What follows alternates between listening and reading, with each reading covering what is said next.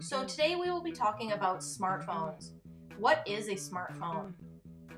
A smartphone is considered a cellular phone that is able to perform many of the functions of a computer. They typically have a large screen as well as an operating system capable of running general purpose applications.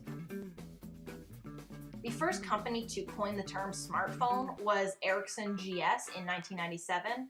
However, in 1993, the first smartphone was created, or the first phone that could be considered a smartphone was created, which was the IBM Simon.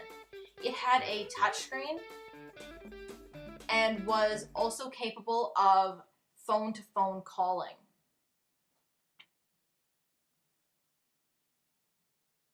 It could also email and send and receive faxes.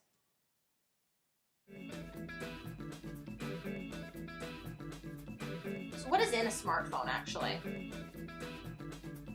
A smartphone is made up of mainly steel, glass, oil, coal, silicon, plastic, and tin. Copper wiring is used as well as gold in the circuit board, and glue's purpose is to hold together most of the parts found in it. Politics and geopolitics. Smartphones do in fact affect politics. In 2010, a study from the Pew Research Center found that 26% of Americans use their smartphones to actively participate in the 2010 midterm election. The use of smartphones and technology is being used to engage voters, to raise money, and deliver candidate messages. It's helping reporters cover campaigns around the world. It is said mobile technology is reshaping the modern political campaign.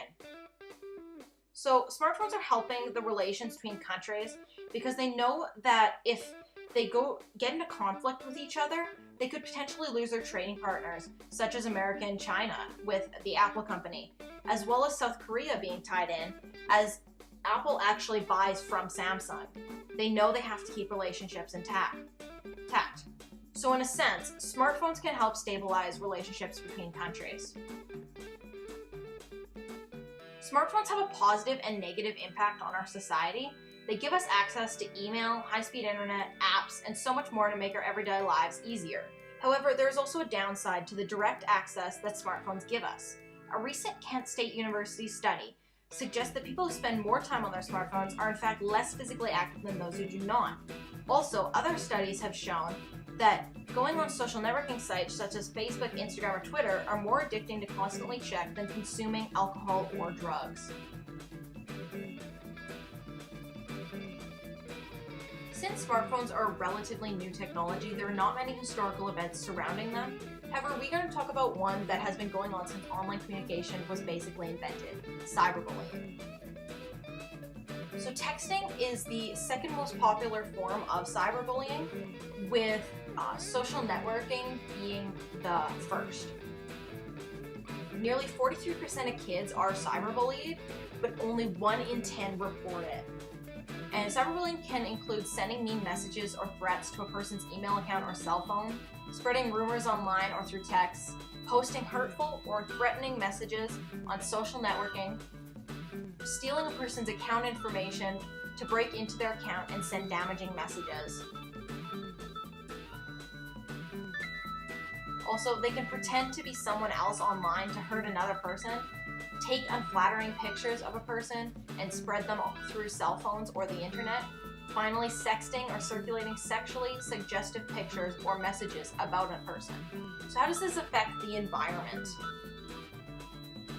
The bulk of the carbon footprint associated with many electronic devices is buried in the manufacturing chain, where the electronic devices are assembled. More carbon is used in the manufacturing of smartphones than consumers ever use after buying them. O2 was the first network to develop an eco rating in the UK in 2010 with independent sustainable group Forum for the Future. It is the only eco rating currently available in the UK.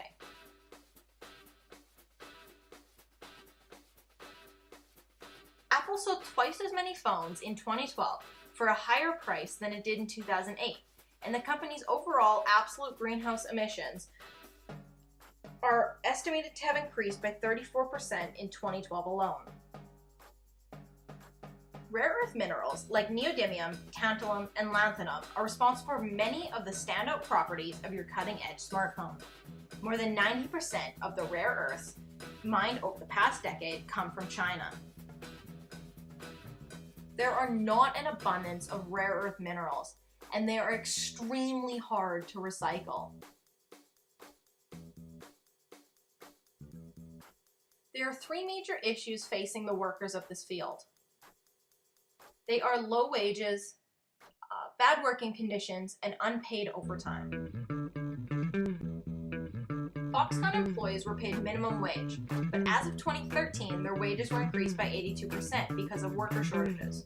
TerryGo plans to switch workers for 300,000 robots, which would mean a daily fee of only $5. Foxconn has had 18 reported suicides in 2 years. This is because of stressful and fearful working conditions. Workers are forced to work longer, unpaid hours. So what are some solutions to these problems? Well, there are many things that people have come up with, such as energy-saving batteries, or changing the contract length for phones, choosing greener materials, and even cutting down on packaging and accessories. So energy-saving batteries. The organic radical battery, or ORB, uses no heavy metals that can be harmful to humans and charges in less than 30 seconds.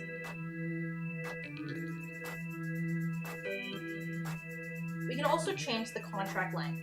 A UK mobile phone's typical lifetime is just 18 months. Instead of offering contracts that encourage us to keep upgrading when our phones are still usable, the industry could offer customers savings if we take on longer contracts or explore options like fixing or leasing, helping phones live longer. One Swiss study concluded that extending service life from 1 to 4 years would decrease environmental impacts by about 40%. We can also choose greener materials such as polylactic acid plastic, which is made entirely from cornstarch or glucose and is renewable and biodegradable. We can also use recycled plastic or natural materials like bamboo. If we used fewer materials, our waste product would go way, way down.